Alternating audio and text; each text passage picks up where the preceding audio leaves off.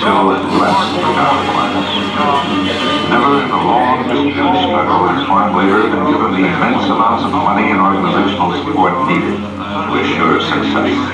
The same effort has not been put into organizing foreign labor that went into organizing the auto industry, the steel industry, the rubber industry, and the oil industry. The men and the corporations who own the land are big and rich. How?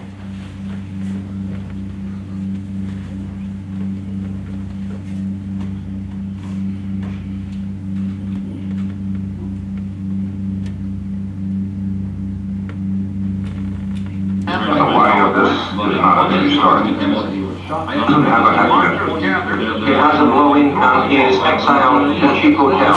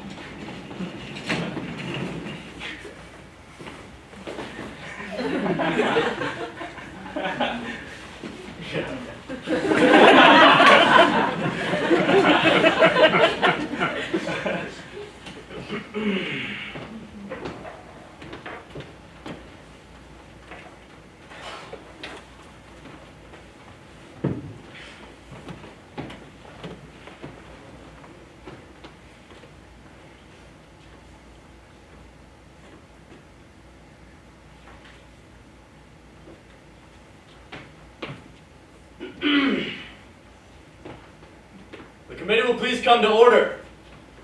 Today, Senator Flowers, Senator Emery, and I, as well as the rest of this committee, are charged with obtaining expert opinion on proposed amendments to the Taylor Grazing Act of 1934.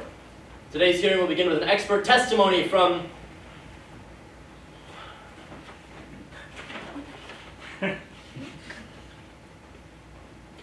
one William R. Custer from Bend, Oregon. Mr. Custer got his PhD in agriculture. And he has stated that he is presenting to the committee today due to the price increase in the cost of grazing. Mr. Custer, you have the floor. Thank you, Mr. Senator.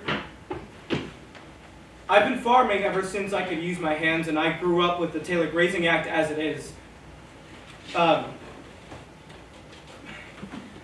This amendment that is being proposed will devastate small farmers such as myself and my colleagues who have desperately been waiting for an opportunity to come here to speak today. And I'm here to make it clear as to why this amendment shouldn't pass, particularly the steep fee that is being put onto us, the small farmers. Sorry, if I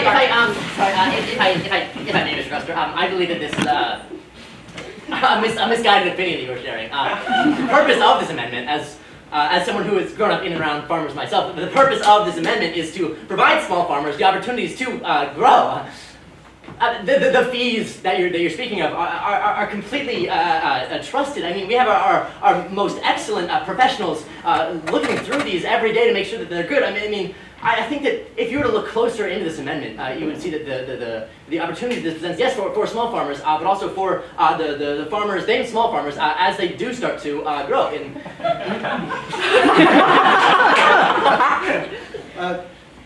Sir, as it is, this bill is going to make it too expensive for us to graze our cattle. We small farmers, we don't make much money in the first place. We do this work so our country and the people in this community can be fed. We do this work because our parents did it, and our parents' parents before them. I mean, they did it to feed their families, and I'm doing it to feed mine.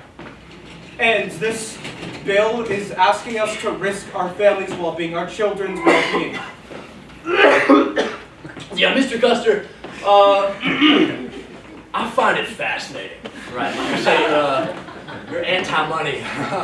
From my perspective, you're here in this room today because of an issue of money. Am I wrong? No, Senator. So I'm not wrong. I just find it fascinating that you say you're very for the people, right? Very anti-money, apparently. From what my colleague, Senator Flowers, stated beforehand,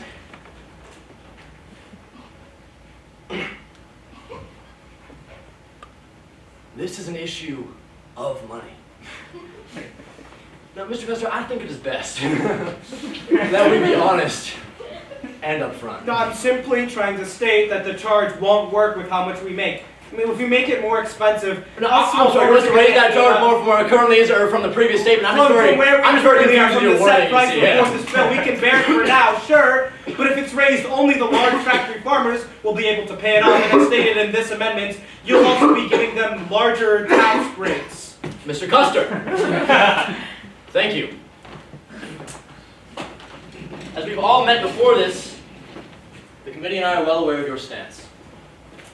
I suggest you not use your precious committee time to preach at us information we are already well aware of. Is there anything else you'd like to add today?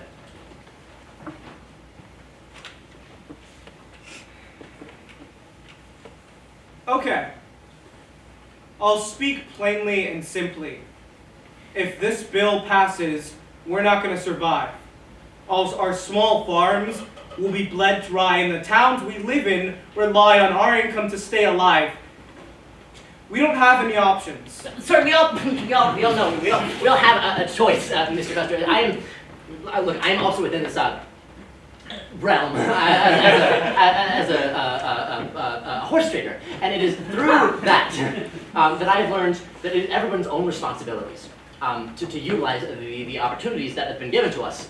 It is our right in this country to be able to do whatever we want. I mean, regardless of birth, everybody has a choice in how their life. Not everyone, Senator Flowers. Not everyone. This is my great grandfather did not have a choice. Senator Flowers. My grandfather was able to work for a paycheck, and my father bought the land I grazed my cattle on today. For some of us, it is a matter of life and death.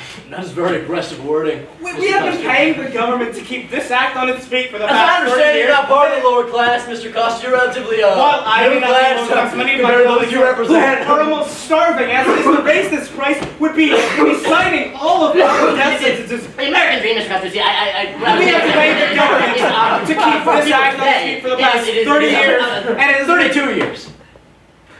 32 years, and it so doesn't make sorry. and it's egregious Are you implying that you that need you've small only farmers to contributed pay to this act more for than the past large 30 years? I mean, factories that would mean who may there were 2 full are years getting more from the money beginning of while this act also where you blatantly broke the trust required to continue them. I mean, this is why we need an amendment. Finish speaking! Mr. Custer, if you would please lower your voice in the Senate chamber.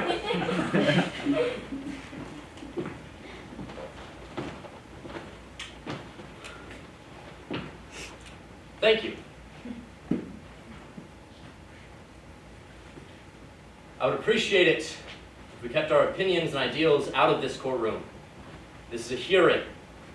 These are issues of the American people, not of your own.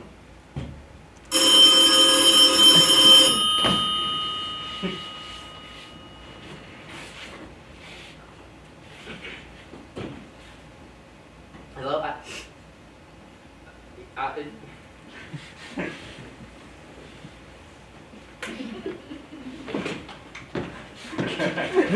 What?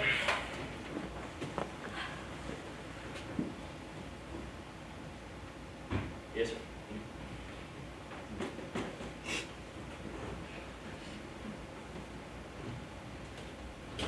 Senator, I find this very unprofessional.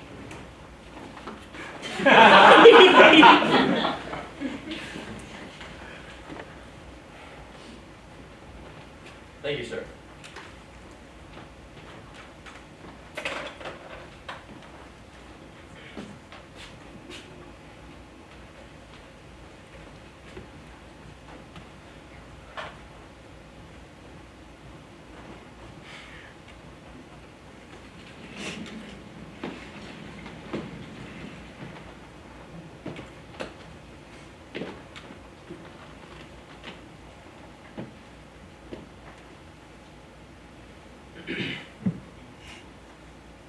I've just been notified that you've brought a weapon into the Senate chamber. Mr. Custer, are you threatening this committee? Senator, I would not threaten you or any other man. What I have with me is simply an exhibit. I don't intend to... Just explain yourself. Calling it a weapon is the same as calling a handsaw a weapon. It's a diamond cutter, a low-offered axe, a milling machine, a scythe, a harvester, a wood carver, an electric saw, a grain separator, a wheat cutter, a lawnmower, a butcher's knife, a meat sanitizer, a teat disinfectant, a cat toy, This is unnecessary. and I suppose you could also call it a weapon.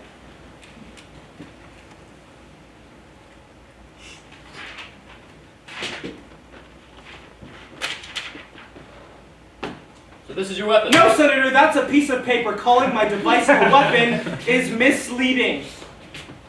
Cut the nonsense, Mr. Custer. You are in no position to be pulling my leg right now. Whether we like it or not, we're at a turning point in history. We get caught up in thinking that history is something old and slow, but history can be made immediately, like the assassination of a president or the announcement of a revolutionary device. So what sort of revolutionary change are you trying to make here today? Last winter, in preparation for this Senate meeting, two of my men and I put our heads together to create a sustained emissions laser. A laser?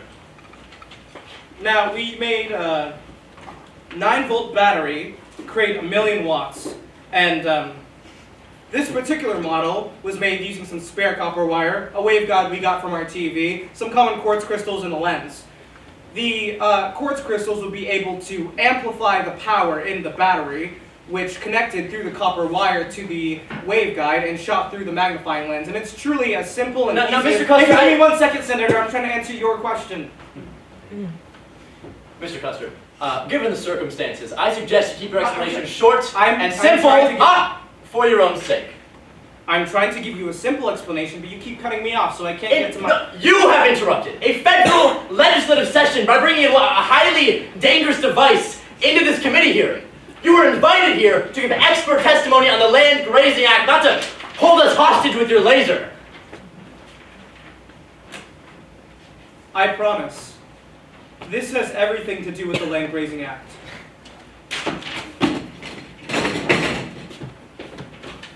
Now, this bill was made so that we'll never have another Dust Bowl. The financial incentives you're trying to remove make it so that we cannot care for our land. And if you cut us out, leave everything to a few big producers, it would be disastrous. Now, if someone hoarded this laser, it would also be disastrous. Now, I told you how to use it on my farm, This but if bill is someone being took it readjusted so we and can allocate the proper use funds it to as a farmers weapon, as they begin they to could, grow. for example, destroy an aerial armada with it. They could knock down ICBMs before they We're getting off topic once again, Mr. Custer. I They could appreciate sink a fleet or pulverize a city. Now, I myself have not seen anything that this laser cannot cut through. In theory, Mr. Custer, one can we get could cut the earth in half cut the like a cameras. ripe tomato.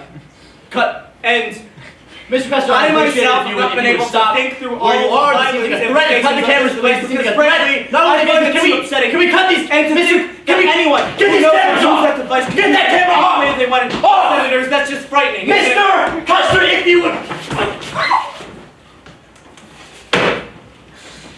Who in the hell made a communist into this committee here? I mean, what are you, Russian? Chinese? I'm an American What do you work senator, for? born and raised here. Oh, beautiful. A natural-born commie, probably fostered by some spiteful Russian bastards who invaded our farmlands to run some hippie-filled communes full of draft You're dodgers. making that up, Senator Herbert. You know I'm that. gonna sell a part of your plot, along here with this laser, in order to take over the damn Not world. my intention.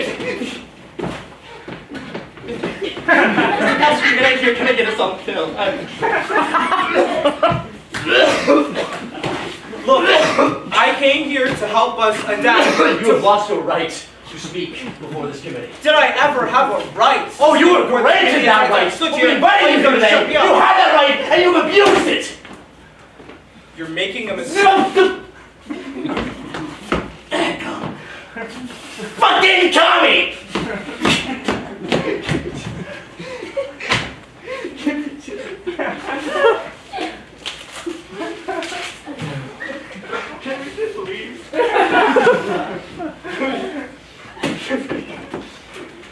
Can we just go?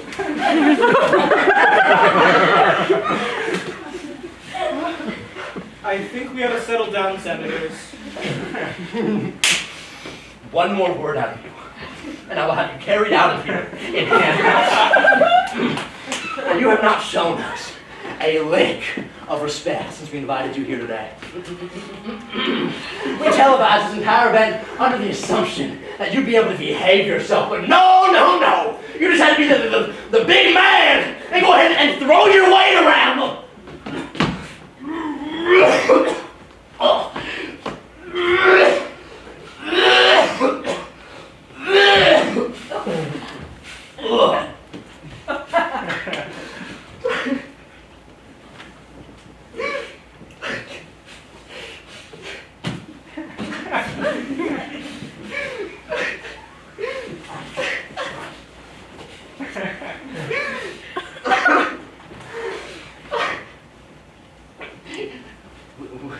We are here today because the American people, they trust our judgment. Who in the hell are you to come from your bumpkin-ass town and try to radicalize the good people of this country? I mean, this is an act of terror. Since you've decided to give everybody the opportunity to build their own personal doomsday machine, we're going to take your laser, destroy any and all known blueprints, and now we're going to have to go through the long and arduous process of finding every single person who either attended or viewed this meeting today and bringing them in for debriefing, starting with you, officers.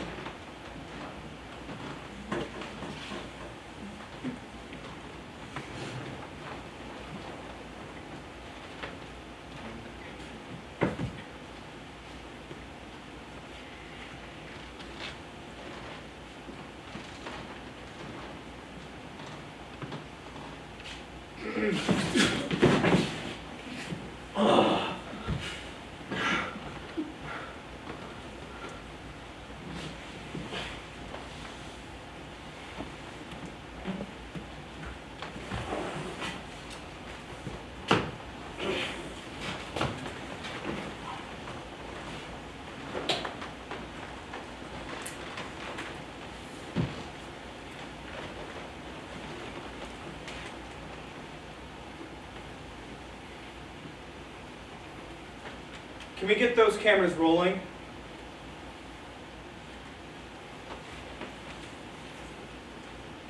I think we all have our own ideas about what this could mean. That's why I came here today, to start a dialogue, and no one listened to me until I used this device. That can't happen again. I don't know if anybody's going to use this device. I certainly hope not. But if people continue to be treated the way I was treated here today, then they will. We're at a crossroads in history. You have ruined us.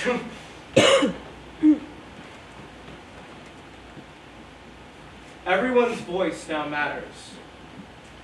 If we bury our heads in the sand and refuse to listen, it would lead to nothing but total destruction, and you would be right, Senator. We can either die apart or still figure out a way to live together.